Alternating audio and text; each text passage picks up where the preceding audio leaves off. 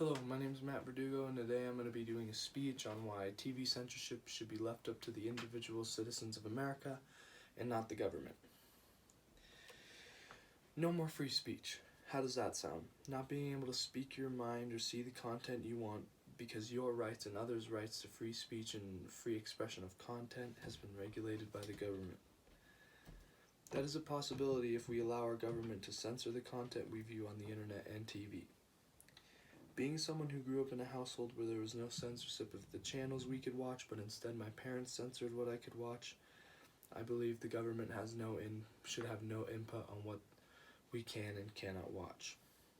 Today I will be reviewing the history of censorship in America, how government has regulated censorship can be harmful, and how parents and regular people can protect themselves from inappropriate content easily.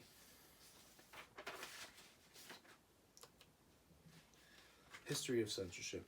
Prior to the 1950s, the government had a lot to say about what could and could not be broadcasted on live air, and it wasn't until 1956, according to ThoughtCo.com, an article on the history of TV censorship where Elvis Presley in 1956 did his controversial hip gyrations, which would be one of the first controversial programs ever aired on television.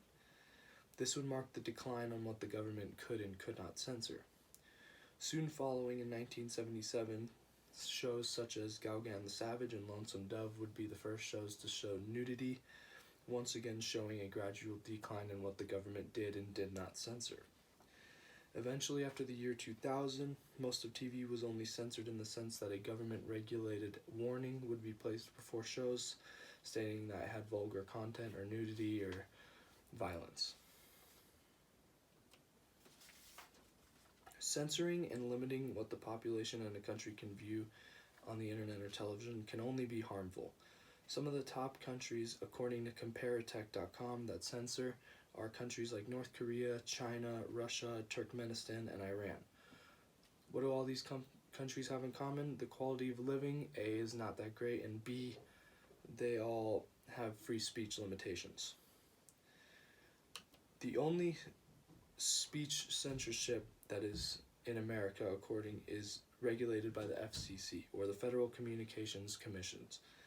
And according to shareamerica.gov, the FCC regulates most of intercommunication in America, such as radio, television, and the internet.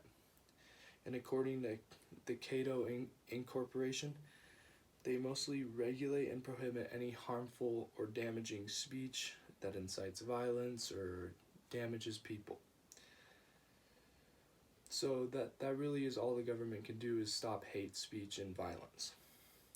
Some see this as a harmful thing, as children today with the internet have access to a lot of content that could be deemed inappropriate, but it's important that we keep this freedom of having access to all content, as it does not infringe upon our First Amendment right to free speech.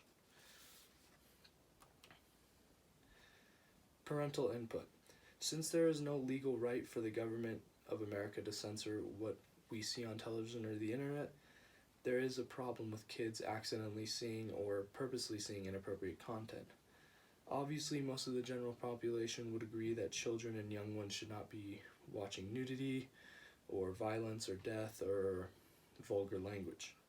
And I couldn't agree more with those things, as most of entertainment has stuff that is not appropriate for children. But this does not mean we should all make a general consensus and deem what is right for children to watch and what isn't, because many families have different opinions on what is right for their children and what is not. Reporter.rit.edu states there are several different ways and easy ways that parents can help block harmful programs for their children, such as setting up firewalls on the internet, blocking certain websites, or blocking certain television channels. So it is imperative that we as a country leave it up to the people to censor their own content, as this will only as if we leave it up to the government, it will only infringe upon the rights, and it will be hard for us all to decide what we can and cannot censor. In conclusion, taking away the rights of citizens of America to shelter them from inappropriate or immature content is no way to protect your citizens. In fact, it takes away the most important right of all, which is the right to speak freely and see whatever content you want. It only makes sense to leave TV and internet censorship up to the individual, not to the government, to keep American rights intact, as well as provide a firm foundation for freedom and trust in the citizens of our great nation. Thank you.